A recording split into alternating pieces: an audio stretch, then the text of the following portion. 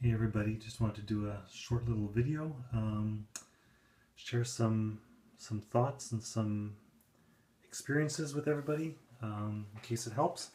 So just to let you know, when I started into digital photography, I didn't have a lot of money. This is a long time ago. I started off with a PowerShot Pro 1, going from film. It was, it was okay. It had the zoom, and it's a 2/3 inch sensor, and it's, pretty good camera for the time. Still pretty good, actually. Solid. Anyway, so I moved on and finally bought myself the Sony A77, which I dropped in the water by accident, and then followed up with A77ii, which is what this is. And wanted to do some better image quality. I know this has some great performance. I love this camera, but wanted something with a bit better image quality, so I found myself a used A7R. So I picked this up used. Obviously, as you can see, the difference here is, take this off. Take this off.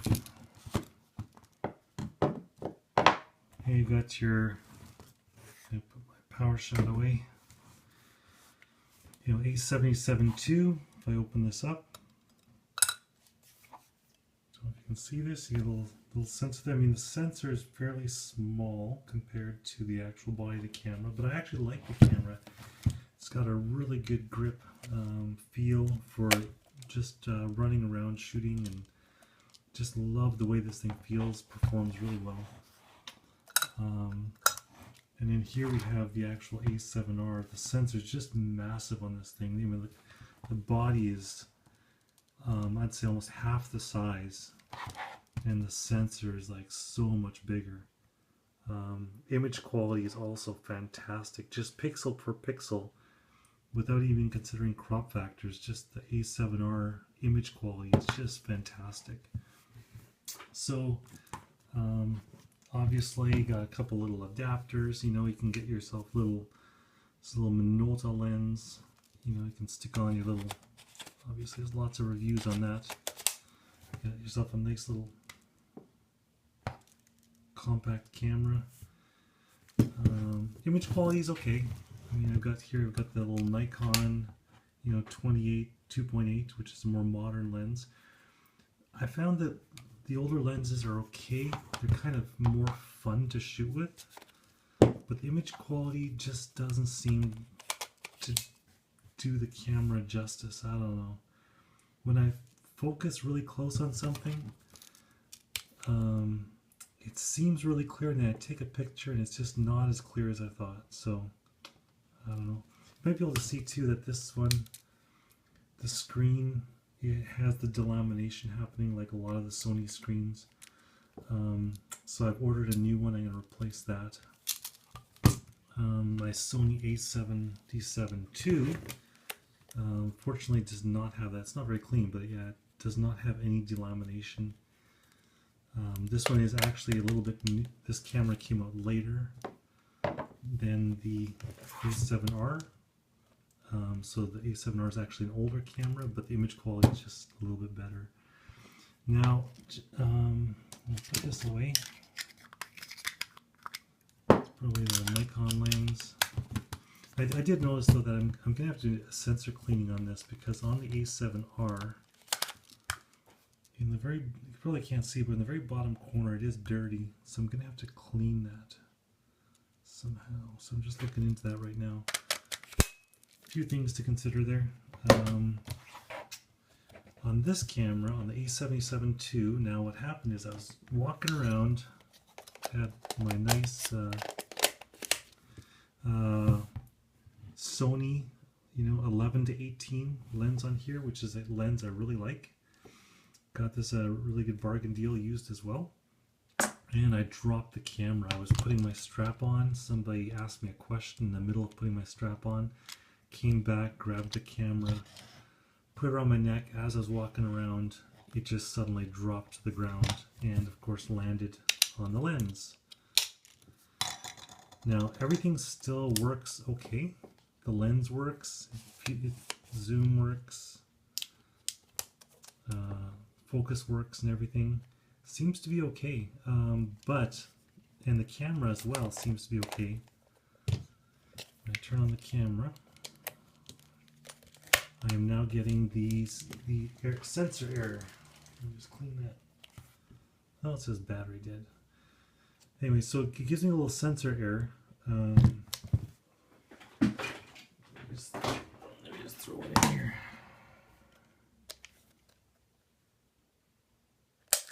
Sorry. Now, that's the other thing you'll notice is that here's the battery for your A77ii. Here's the battery for your A7R. I mean, it's double the capacity, double the size. So if only you could fit this into here, that would sure be nice. Anyway. So if I go into the camera, get the you probably see they get the sensor, the image stabilization sensor error. So my Ibis basically does not work anymore since I dropped the camera. Everything else seems to work okay, which is great, so I can still use the camera. But I read online that if you bump the camera around, the sensor will go back into place and the error will go away. And so I tried it a few times and I shook it while turning the camera on, and it actually did work a couple times. But as soon as I went to take a picture, the error came back. I've tried every other combination, firmware updates, resetting the camera, nothing else seems to make it go away. But then I bumped it a few times to try to jiggle the sensor loose, and now it seems like the sensor has actually shifted to one side, which is a real bummer. So open this up. It's kind of hard to see, but the sensor is actually more to the left than to the right. I can actually definitely see the edge of the sensor on the right and not see the edge of the sensor on the left. So the sensor is probably shifted over so far that it's giving me the error. And actually, if I go really wide, I can actually see more vignetting on this side than this side. So I think the sensor has shifted over. So I'm gonna, can't afford the warranty on this. By the time you pay for labor and repairs, you may as well buy a new one. I don't want to buy a new one, so I think I'm going to take a chance and actually take this camera apart. On iFixit, there's some tutorials on how to replace the motherboard, which gets me close. Hopefully I can jiggle the sensor free or shift it over and reset it and it'll work. So anyway, that's my hope. So till then, I've got the A7R, which is doing great. Now this thing's obviously, like everyone has said, the shutter is really loud on this thing. I mean, really loud. And it's, people know you took a picture, they're thinking you're taking a picture with a film camera. And the lens and everything looks like a film camera, so, it's kind of cool because it's got that retro look, but, yeah, it's not one you want to use at a wedding, I guess. So one thing I wanted is to actually use my, alpha lenses on the A7R. Even if they have the crop factor, I've already got this lens, I've got a couple others. They're good lenses. Wanted to see how to fit them on there. So I was going to buy another little, cheap adapter to go from, the Sony Minolta A mount to the E mount full frame. And those are the LAEA3 and LAEA4 adapters to go full frame, or you can buy the cheap little metal ones that are really dumb. But I looked online and I actually found a guy who is selling the LAEA1, which is this little guy here. It comes with little tripod mount as well. Find it. There we go. So it has this little hook thing that goes in here. And you screw it in, and you get yourself a little tripod mount. Take the covers off. Now this is just a see-through. It has the contacts, both sides, has the ribbon going through. So I put this on. What I was going to do is I bought it for really cheap, and what I was planning to do is actually just gut it, because I thought the fit and finish on this would be better than the cheap Chinese one. Now I got this for $60 Canadian, so that's about $50 American, which is a steal. And I thought, it's a Sony part, it's good quality, it's going to fit well, and it'll then allow me to mount my manual focus lenses at least. So I've got here the Samyang, this is the 135 2.0, which is a really sharp, nice lens, and I wanted to be able to mount this. I mean, the fit is really nice onto a Sony A7R. There we go. So, I mean, the fit is perfect. It looks really nice, really solid. It's got the tripod mount in the middle, actually removable, so you can actually attach your plate to this and remove the lens and leave the camera and everything on the tripod, which is great. So this is, to me, a really good deal, because it's, even though it's not smart. But then I thought, hey, why not try it before I gut it, before I take all the insides out. So I tried it, and first thing I did is I tried it, I'm just going to show you first what I did. There was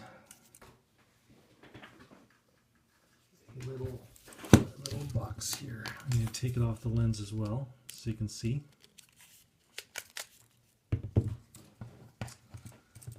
So there was this little box. This was actually in here. Now the reason I got tape on there is because it's holding the screws in. Anyway, let me just take this off for a second.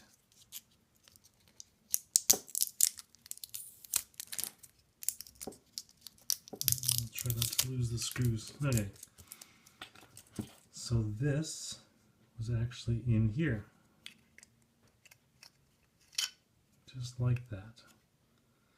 Now I put this on the camera, put a lens on it, and of course there was a little bit of cropping of the image circle in the lens.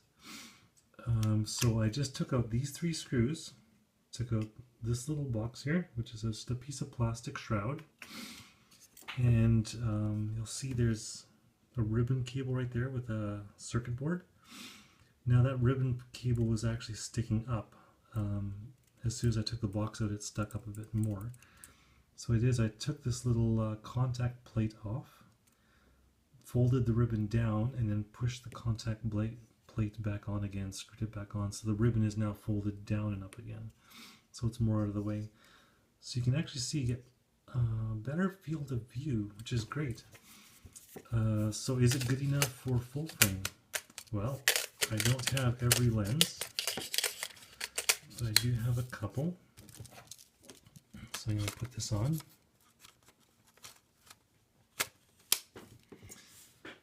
And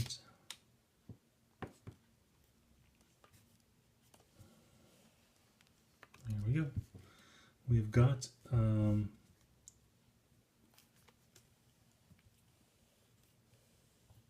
almost no vignetting in the corners.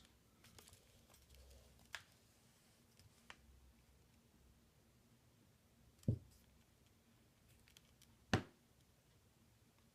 don't know if you can see that. So it's got a little bit of vignetting.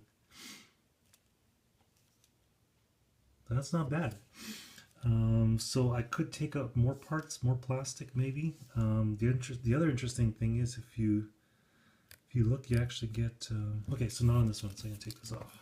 Turn off the camera.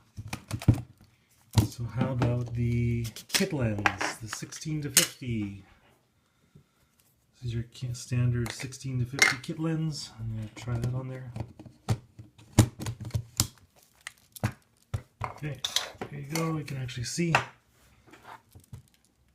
Looks pretty neat. You got the lens hood on there yet. Get yourself a nice looking little camera. And turn it on. Look at that. at the back. Okay, so we've got definitely vignetting there. You can see that. So the image circle is definitely not large enough for the full frame sensor, but the focus is not perfect, but it is trying, and I have found that it actually does find focus sometimes. I'll try it over here.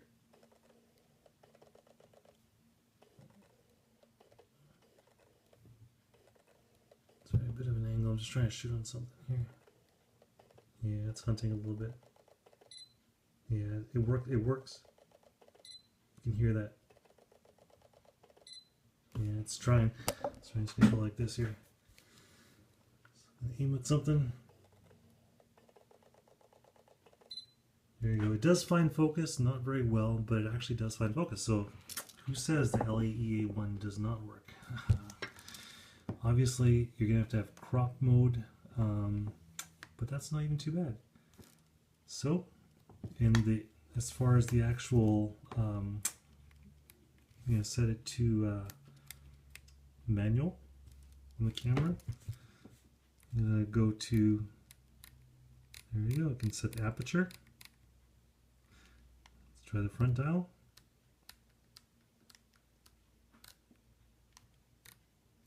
Back dial, shutter speed, aperture. There we go. It works. So LAEA1 with standard kit lens kind of works. Focus is not great. So if you're okay with manual focus, you can set aperture and shutter speed with the LAEA1, which is pretty cool. Now I'm going to take it off. Try the old 11 to 18 millimeter. If it's on there, turn on the camera and see some vignetting. So again, I've got it set to manual. Adjusting shutter speed, can adjust aperture. So I'm going to shut down the aperture, slow down the shutter speed so we can actually see something. There we go. Okay, how about focus? Now let's set it to, this one doesn't have a manual focus, so does it focus? No. No autofocus. Okay, manual only. Yeah, it sounds good. That's my focus ring. Okay, so manual focus only, shutter speed, aperture works. Now as far as zoom goes, okay, that's 11 millimeters, which obviously has a lot of vignetting, and that is 18 millimeters. So what point does it stop? So that is 16 there. I found 16, there's almost no vignetting, but the corners are pretty soft. So I'd say usable is about 17 millimeters. So yeah, from 11 to 17, it's, the corners are really not usable. 18, it's pretty good in the corners. I'd say 17 is probably the widest that is usable with this lens. But the fact that it's a DT lens, it's an APS-C size lens, and it covers pretty much full frame. Image quality is pretty good, so that's already a winner. And aperture and shutter speed can be controlled by camera with the LAEA1. Anyway, I thought that was pretty cool. Don't really have any more lenses to try. I just ordered the 14mm Samyang, so hopefully I get that soon. So I'm going to take that off, so you can see. Works pretty good. Anyway, found this helpful. Leave comments below, and I'll let you know once I have more information. I'm going to try to fix my A77ii sensor, find out if that works. Seems like other people have the same problem with the Ibis not working. So I'm going to see if I can actually move that sensor over and free it up. May wreck the whole camera, but Oh well. Okay, thanks everyone. Bye.